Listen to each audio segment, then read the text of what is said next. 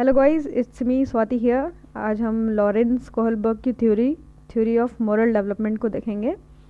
तो आपको अगर ये वीडियो अच्छा लगे तो please like share and subscribe करना ना भूलिएगा ऑप्टिव्स एस को।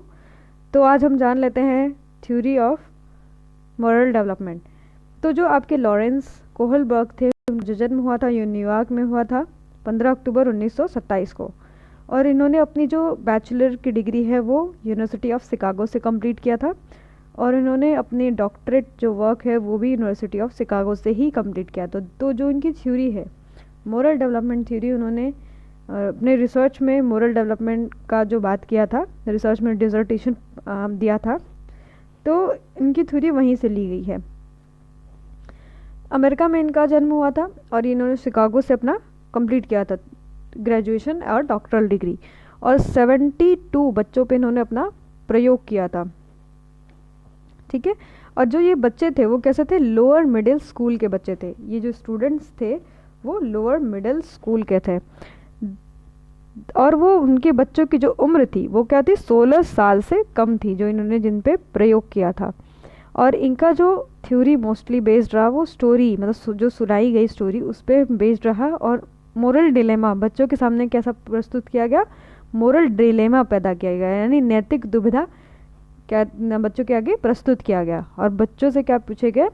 नैतिक दुविधा से भरे प्रश्न को बच्चों से पूछा गया। तो हम देख लेते हैं कि थ्योरी ऑफ मोरल डेवलपमेंट होता क्या है। कोहलबर्ग एक्सटेंडेड पियाजे theory propose that moral development is a continual process and occurs throughout the life span. जो आपका मोरल डेवलपमेंट होता है वो एक कंटिन्यूअल प्रोसेस होता है, लगातार सतत चलने वाली प्रक्रिया है, जो कि थ्रू आउट द लाइफ, पूरे जीवन भर ये चलती रहती है। तो इन्होंने जो पियाजे की थ्योरी उसको क्या कर दिया? एक्सटेंड कर दिया, यानी बढ़ा चढ़ा के बढ़ा दिया थोड़ा। यूज्ड पियाजे story telling technique to tell people stories involving moral dilemmas. और उन्होंने जो पियाजे की थ्योरी थी उसमें क्या था कि स्टोरी टेलिंग टेक्निक का यूज़ किया गया था, उसका इन्होंने प्रयोग यहाँ पर किया। और उसमें क्या प्रस्तुत किया? मोरल डिलेमास को प्रस्तुत किया, यानी नैतिक दुविधा को क्या किया? प्रस्तुत किया लोगों के सामने। He based his theory upon research and interviews with a group of young people. तो इनकी जो थ्योरी थी वो किस पे बेस्ड रही? रिसर्च और इंटरव्यूज़ पे बेस्ड रही। और इन्होंने इनके जो टोटल इन्होंने 72 बच्चों पे प्रयोग किया था। ये जो बच्चे थे वो लोअर मिडिल स्कूल के बच्चे थे जिनकी उम्र 16 वर्ष से कम रही। A series of moral dilemmas were presented to these participants and they were also interviewed to determine the reasoning behind their judgment of each scenario. और इन्होंने मतलब बहुत सारे सीरीज ऑफ मोरल डिलेमास प्रस्तुत किए गए इन सब बच्चों के सामने, और हर जजमेंट के पीछे एक अपना रीजनिंग रहा, एक रीज़न रहा। One of the best known stories of Kohlberg concerns a man called hinge who's lived somewhere in the Europe. और सबसे इम्पॉर्टेंट जो इनका मतलब जो थ्योरी था, यानी स्टोरी जो था वो हेंज की स्टोरी रही। तो हम आगे जानेंगे कि हेंज की स्टोरी क्या थी, जो कि कहाँ रहता था? यूरोप में रहता था। हम स्टोरी जान लेते हैं कि स्टोरी क्या था। A woman near a death from the cancer, one drug might save her, और from the radium that druggist is same town had recently discovered. The druggist was charging $2,000, 10 times what the drug cost him to make. A sick woman husband Hinge went to everyone he knew to borrow the money, but he could only get together about half of what it cost. He told the druggist that his wife was dying and asked him to sell it cheap as or let him pay later. But druggist said no. The husband got desperate and broke into the men's store and steal the drug for his wife. Should the husband have done that? What do you think? यानी इस story में एक औरत है जो कि मर रही है कैंसर से, और एक ड्रग मतलब एक मेडिकल की दुकान है जिसमें जो है दवाई खोज लिया गया है। एक आदमी जो है उसके पास पैसे नहीं, हिंज नाम का एक आदमी है, उसके पास पैसे नहीं हैं। वो क्या करता है, उस ड्रग का जो प्राइस है वो 2,000 रुपये है, वो कलेक्ट करने की कोशिश करता है पर वो नहीं कर पाता है कलेक्ट। तो वो जो ड्रगिस्ट रहता है उसके पास जाता है, यानी जिसे वो बेचने वाला है उसके पास जाता है, तो वो बोलता है कि मैं तुम्हें नहीं दे सकता हूँ। तो क्योंकि उसको बहुत ज़्यादा ज़रूरी है, उसकी औरत जो है वो मर रही है, मतलब मरने के करीब है, तो वो क्या करता है, उसकी दुकान को तोड़ के उसमें से दवाई निकाल लेता है। तो ये वो काम करता है, यानी वो उसने जो चोरी की वो गलत उस टाइम पे था या सही था, या उसके वाइफ के लाइफ जो है इम्पोर्टेंट थी, या फिर चोरी करना गलत था। तो इन्होंने क्या इसमें पैदा पैदा कर दिया, मोरल डिलेमा, यानी नैतिक दुविधा को उत्पन्न कर दिया। तो इन्होंने जो लेवल ऑफ मोरल रीजनिंग बताया है बच्चों में, वो 3 लेवल का बताया है। प्री कन्वेंशनल मोरलिटी, दूसरा है आपका कन्वेंशनल मोरलिटी, और तीसरा आपका है पोस्ट कन्वेंशनल मोरलिटी। तो एक क्वेश्चन आपसे हम पूछते हैं, what is the base of the Kohlberg theory? क्या है आपके कोहलबर्ग की थ्योरी का बेस? तो इसका आंसर होगा children response based of this theory, यानी चिल्ड्रन का जो रिस्पॉन्स है किसी भी मोरल डिलेमा के अंतर्गत, वो ही इसका मेन थ्योरी, इसका बेस है। ठीक है। और मोरल जो रीजनिंग का 3 लेवल है वो pre childhood, letter childhood and adolescence पे बेस्ड रहेगा। तो आपका इसमें जो मोरल रीजनिंग का जो आपका स्टेप्स बताया गया है वो प्री कन्वेंशनल मोरलिटी, दूसरा आपका है कन्वेंशनल मोरलिटी, और third one is a post conventional morality को बताया गया है। ठीक है। तो हम जान लेते हैं कि प्री कन्वेंशनल मोरलिटी होती क्या है। और आपका जो प्री कन्वेंशनल और पोस्ट कन्वेंशनल है उसको भी 6 स्टेजेस में डिवाइड कर दिया गया है। ठीक है। तो आपका पहला जो स्टेज है, मतलब आप जब प्री कन्वेंशनल स्टेज में रहेंगे रीजनिंग के, तो उसमें क्या होगा, ओबीडियंस एंड पनिशमेंट। दूसरा आपका स्टेप है इंडिविजुअलिज्म एंड एक्सचेंज, और आपका कन्वेंशनल में जब आएंगे तो इंटरपर्सनल रिलेशनशिप, और आपका है मेंटेनिंग सोशल ऑर्डर। और पोस्ट कन्वेंशनल में आएगा social contract and individual right, and last में आपका आएगा यूनिवर्सल प्रिंसिपल्स। तो हम जान लेते हैं पहले कि जो आपका कोहलबर्ग की थ्योरी थी उसका मेन इम्पॉर्टेंट पॉइंट क्या क्या है। Kohlberg and Piaget had a studied morality with the reference to the cognitive development. जो कोहलबर्ग थे और पियाजे थे, उन्होंने जो आपके थ्योरी जो आपका था, उन्होंने मोरलिटी को किसके रेफरेंस में देखा था, संज्ञानात्मक विकास के रूप में देखा था।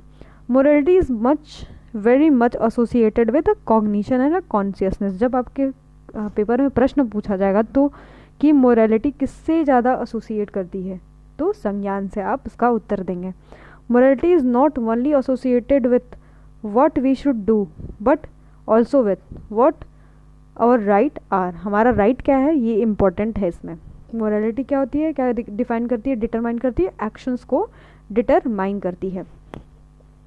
मोरालिटी में और क्या इंक्लूड होता है, राइट और रॉन्ग, क्या गलत है क्या सही है, ये भी इसमें इन्वॉल्व होता है। तो Kohlberg theory shows the relationship between, किसके बीच में आपका रिलेशनशिप देखते हैं, moral development and cognitive development के बीच में रिलेशनशिप देखते हैं। ये भी एक महत्वपूर्ण प्रश्न है कि जो कोहलबर्ग थे उनकी जो थ्योरी है वो किसके बीच में रिलेशनशिप देखती है, moral development and cognitive development के बीच में रिलेशनशिप देखती है। इसको हम बाद में प्रश्नों में देख लेंगे। तो अभी हम जान लेते हैं कि प्री कन्वेंशनल स्टेज क्या होता है।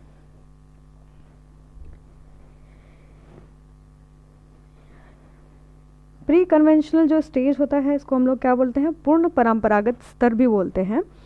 पूर्ण परंपरागत स्तर का जो स्टेज होता है उसमें कितने उम्र के बच्चे इन्वॉल्व होते हैं, 4 से लेके 10 वर्ष के बच्चे इन्वॉल्व होते हैं, मतलब 4 से लेके 10 वर्ष के बच्चे रहेंगे।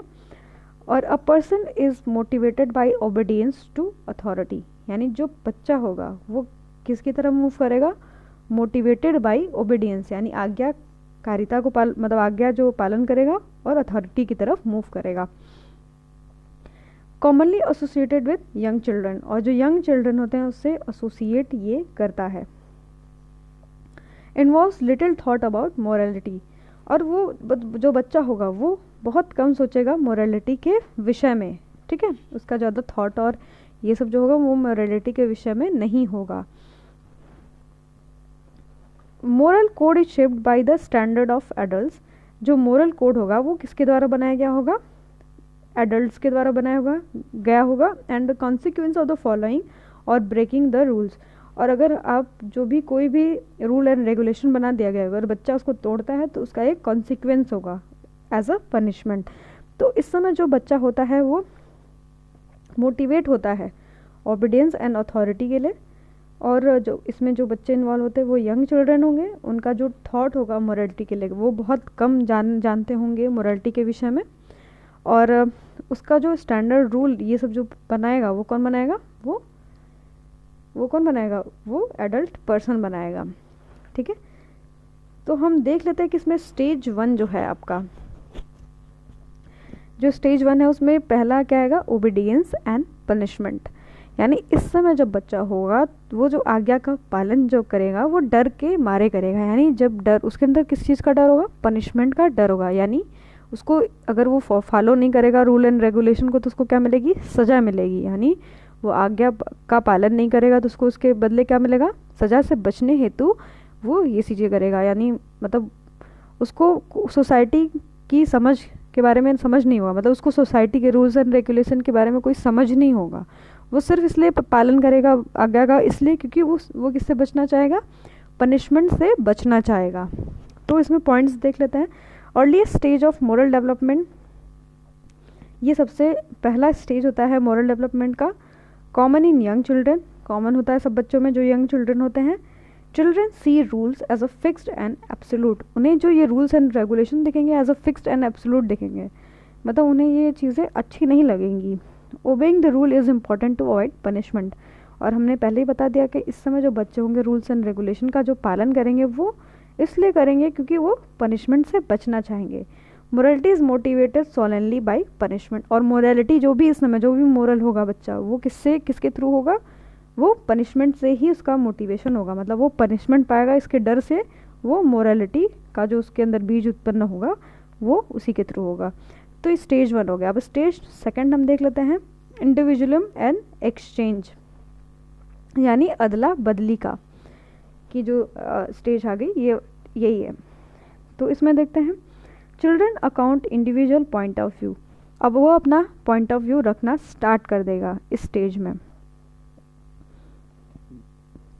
जज action based on how they serve individual needs, और दूसरे के एक्शंस को जज करेगा और जो उसकी नीड होगी उसके हिसाब से वो काम करेगा। Reciprocity is possible but only if serves one's own interest, और बस अपने पे ही ध्यान देगा। ठीक है, इस स्टेज में यानी जो इंडिविजुअलिज्म एंड एक्सचेंज वाला है वो मतलब सिर्फ खुद पे ही ध्यान देगा और ज़्यादा दूसरों पे ध्यान नहीं देगा, बस अपनी बातें मनवाने के लिए चालू हो जाएगा उसका सब कुछ। और रेसिप्रोसिटी इन बिहेवियर, यानी उसके व्यवहार में उल्टापन दिखने लगेगा जबकि अगर उसके इंटरेस्ट के अगर हिसाब से कोई काम नहीं करता है तो ये आपका हो गया इंडिविजुअलिज्म एंड एक्सचेंज वाला पार्ट।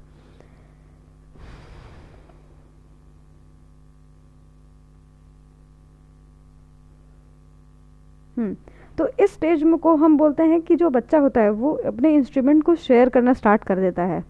ठीक है, अपने सेल्फ के लिए, क्योंकि वो उसमें इंडिविजुअलिज्म की भावना आ चुकी है और टीट फॉर टैट उसके अंदर ये भी भावना आ चुकी होती है।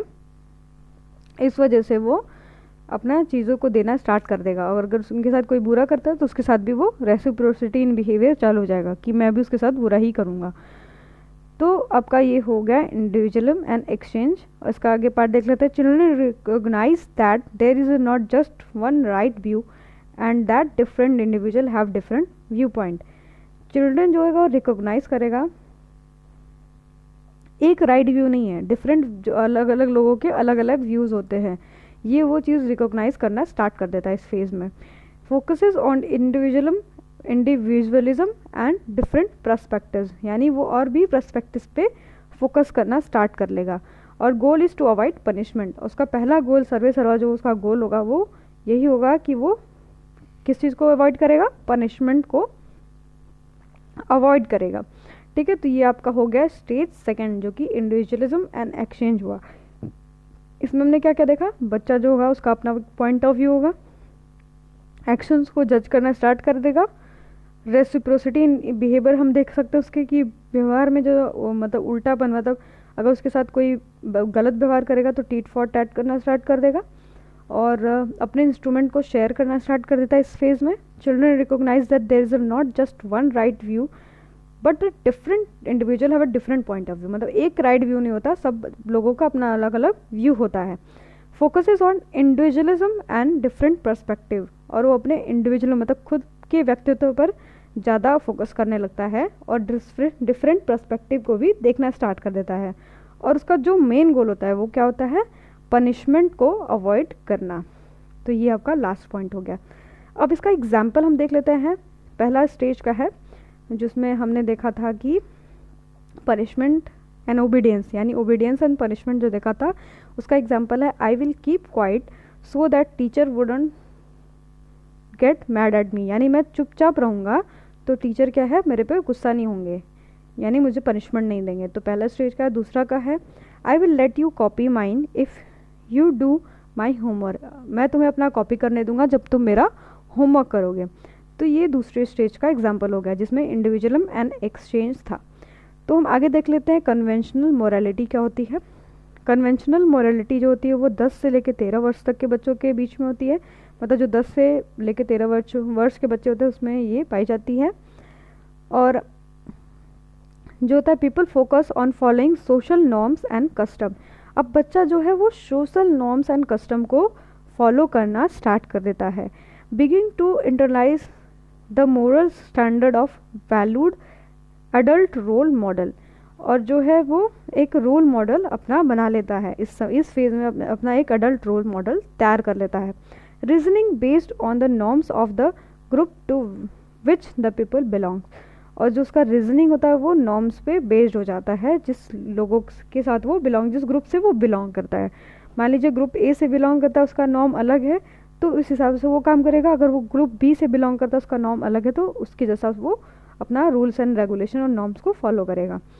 तो इस समय बच्चों के अंदर क्या आ जाता है, फोकस आ जाता है सोशल नॉर्म्स एंड कस्टम पे बिलीव करने लगता है. और उसका एक अडल्ट रोल मॉडल होता है और जो ग्रुप का नॉर्म होता है जिस ग्रुप से वो बिलोंग करता है उसको वो फॉलो करना स्टार्ट कर देता है. तो इसका जो फर्स्ट स्टेज है वो आपका है इंटरपर्सनल रिलेशनशिप. ठीक है, तो इसको देखते हैं. This is known as a good boy and bad good girl point. मतलब इसमें आपको जब ये इस स्टेज की बात की जाएगी तो good boy and good girl की बात की जाएगी. मतलब वो हेल्पफुल नेचर का हो जाएगा. Focused on living up the social expectation and role. अपने आप को वो सोशल एक्सपेक्टेशन को उसका हाई हो जाएगा, वो लोगों से ज़्यादा मिलना जुलना स्टार्ट कर देगा. Emphasis on conformity being nice. और हमेशा वो सबसे अच्छा बनने की कोशिश करेगा. मतलब सोशली वो उसको लोग किस नज़र से देखते हैं उसके लिए वो चीज़ इंपॉर्टेंट होने लगती है इस स्टेज में. यानी इंटरपर्सनल रिलेशनशिप को वो क्या करना चाहेगा, अच्छा करना चाहेगा. Considered how choices influenced relationship. और इसमें वो कंसीडर करेगा कि उसके चॉइसेस किस तरीके से इन्फ्लुएंस कर रही है सोशल रिलेशनशिप को या फिर किसी रिलेशनशिप को. यानी वो अपने दोस्त के अकॉर्डिंग काम करना स्टार्ट कर देगा स्टेज में.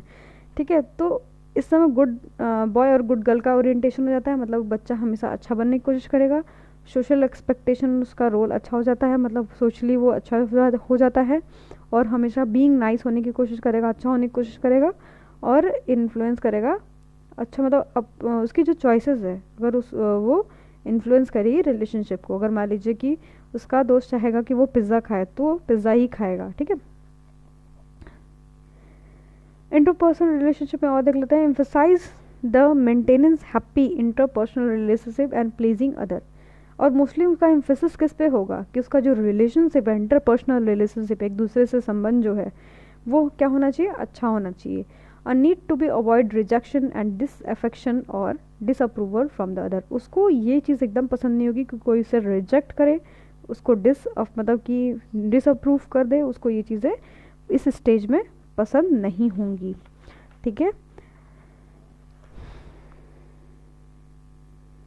अब आगे देख लेते हैं मेंटेनिंग सोशल ऑर्डर. चौथा स्टेज आपका है maintaining social order. Consider society as a whole when making judgement. यानी जब वो जजमेंट करना स्टार्ट करेगा तो सोसाइटी एज अ होल को वो कंसीडर करेगा। ये आपका फोर्थ स्टेज है, मेंटेनिंग सोशल ऑर्डर। तो यानी इसमें किसकी बात की जाएगी, सोशल ऑर्डर की बात की जाएगी, यानी सोसाइटी को वो कंसीडर करने लगेगा। ठीक है, आगे हम देख लेते हैं। Focus on the maintaining law and order by the following rules, doing once duty and respecting authority. यानी इस स्टेज में जो बच्चा होगा वो लॉ एंड ऑर्डर को क्या करेगा, मेंटेन करके रखना स्टार्ट कर देगा, रूल्स एंड रेगुलेशन को फॉलो करेगा और अपनी ड्यूटी अच्छे से निभाएगा और अथॉरिटी को क्या करना, रिस्पेक्ट करना स्टार्ट कर देगा। तो इसका नाम ही है social order, maintaining social order.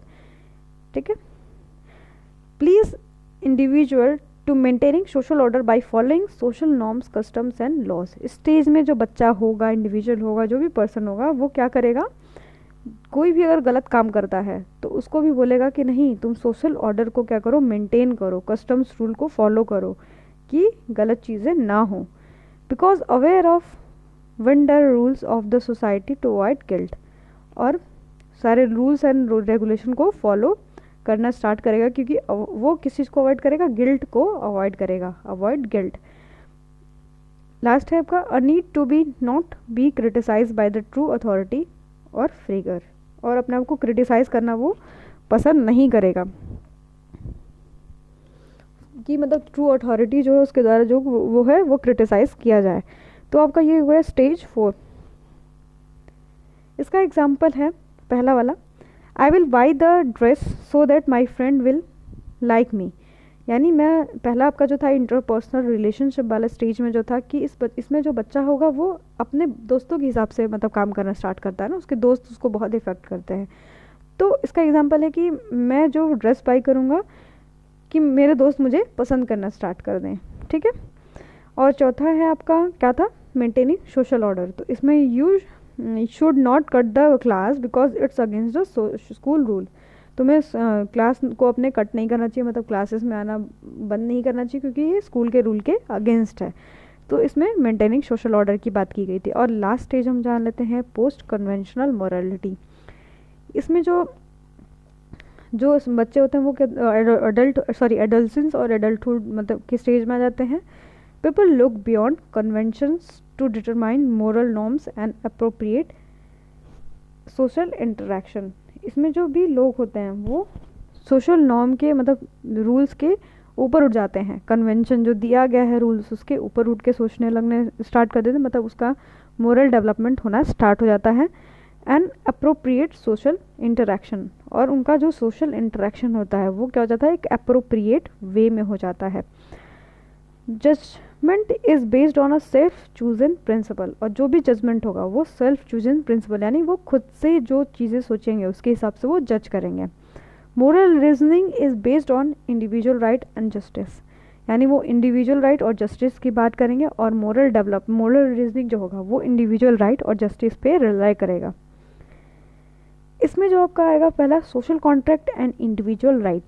इसमें जो बच्चा होता है वो इंडिविजुअल राइट की बात करने लगता है और सोशल कॉन्ट्रैक्ट की बात करेगा। Begin to account the differing values and opinions and belief of the other, यानी वो उसका जो बिलीफ वैल्यू है, ओपिनियन है, वो दूसरों से मे बी डिफर कर सकता है। इस टाइम पे अगर लोगों का एक विचारधारा है तो उससे वो ज़्यादा अपना मतलब मैच कराएगा। Laws are important but member of the society should agree upon these standards. अब उसके लिए ये इम्पोर्टेंट हो जाएगा कि कोई लॉ इम्पोर्टेंट है, पर सोसाइटी के लोग हैं उस पर इस चीज़ पे एग्री करना इम्पोर्टेंट है। मगर नहीं करते हैं तो उस लॉ को वो गलत समझना स्टार्ट कर देता है। becomes aware that there are times when they will work against rule or the interest of the particular individual, और वो कभी कभी ऐसा भी होता है कि वो इतने अवेयर हो जाते हैं कि वो रूल के अगेंस्ट भी काम करना स्टार्ट कर देता है। emphasis on the social contract and the maintenance of the individual right, और वो किस पे emphasis देने लगता है, इंडिविजुअल राइट पे emphasis देने लगता है। तो ये आपका हो गया 50 स्टेज। आपका लास्ट स्टेज है universal principal.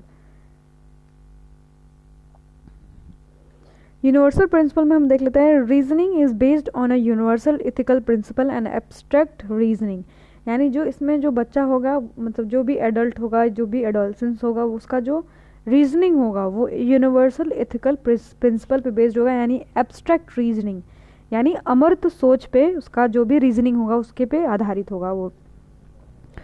Follow these internalised principle of justice even if it's against the law. अगर उसका जो लॉ है, कोई लॉ है मान लीजिए, वो अगर यूनिवर्सल प्रिंसिपल के अगेंस्ट है तो वो उसके खिलाफ सोचना स्टार्ट कर देता है। Moral judgement is motivated by one's own conscience, और जो भी उसका मोरल जजमेंट होगा वो खुद के कॉन्साइंस पे बेस्ड होगा। People have developed their own set of moral guidelines when which may और may not be fit the law, और खुद का ही उनका मोरल गाइडलाइन हो जाता है, दूसरों का मोरल गाइडलाइन अब वो नहीं मानते हैं। सर्च फॉर यूनिवर्सल प्रिंसिपल, इस स्टेज में जो बच्चा होगा वो यूनिवर्सल प्रिंसिपल की तरफ, मतलब आपके सार्वभौमिक सच है उसको मानना स्टार्ट कर देता है। जैसे मान लीजिए कि किसी किसी कंट्री में जो होता है कि जो गर्भपात लोग करवाते हैं उसको क्या होता है, सही माना जाता है, मतलब लॉ एंड ऑर्डर बोलता है कि ये सही है, पर इस स्टेज में जो बच्चा होगा वो इस चीज़ को डिक्लाइन कर देगा कि नहीं ये चीज़ सही नहीं है। उसका जो रीजनिंग होगा वो बोलेगा ये यूनिवर्सल प्रिंसिपल के अगेंस्ट है, क्योंकि बच्चा जो है उसको पैदा होना चाहिए वो गलत है यूनिवर्सल लॉ के अकॉर्डिंग, तो उसको क्या करेगा, वो डिनाई कर देगा। इसका एग्जाम्पल है पहला वाला स्टेज का, स्टेज 5 वाला जो कि था आपका social contract and individual right वाला। It is her own decision, we should just respect that, यानी इसमें इंडिविजुअल राइट की बात की जाती है कि जो बच्चा होगा वो दूसरे के राइट्स का क्या करेगा, रिस्पेक्ट करेगा, ठीक है। उसका डिसीजन है तो वो बोलेगा नहीं तुम्हारा डिसीजन है, ठीक है कोई बात नहीं। और जो स्टेज 6 था उसका एग्जाम्पल है, if abortion become legal in our country I will be one of the people who will be against it because it's against the God law, यानी भगवान के लॉ के खिलाफ है, इसलिए वो इसको क्या करेगा, मानेगा नहीं। तो ये क्या हो गया, एक यूनिवर्सल प्रिंसिपल पे डिपेंड हो गया। तो हमने टोटल देख लिया कि कितने स्टेजेस आपके हो गए, टोटल 3 स्टेजेस। हमने कौन कौन सा स्टेज देख लिया, प्री कन्वेंशनल, पोस्ट कन्वेंशनल और आपका कन्वेंशनल स्टेज, और हर स्टेज जो है वो दो दो पॉइंट से मिलके बना हुआ है। तो पहला वाला स्टार्टिंग से एक बार देख लेते हैं, रिवाइज कर लेते हैं। जो प्री कन्वेंशनल था वो स्टेज जो है ओबीडियंस एंड पनिशमेंट से और इंडिविजुअलिज्म एंड एक्सचेंज से बना था। जो कन्वेंशनल था वो आपका इंटरपर्सनल रिलेशनशिप्स और मेंटेनिंग सोशल ऑर्डर से पे डिपेंड कर रहा था, और पोस्ट कन्वेंशनल जो है आपका social contract, individual right and universal principle पे डिपेंड कर रहा था। तो ये आपका हो गया कोहलबर्ग की थ्योरी। तो अगर आपको ये वीडियो अच्छा लगा हो तो please like, share and subscribe करना ना भूलिएगा ऑप्टियूजस को। और आगे हम जो सीटेट का सीक्वेंस वाइज चैप्टर है चिल्ड्रन डेवलपमेंट पेडागोजी का, वो हम देखेंगे स्लाइड्स के थ्रू। तो stay connected with us, thanks for watching.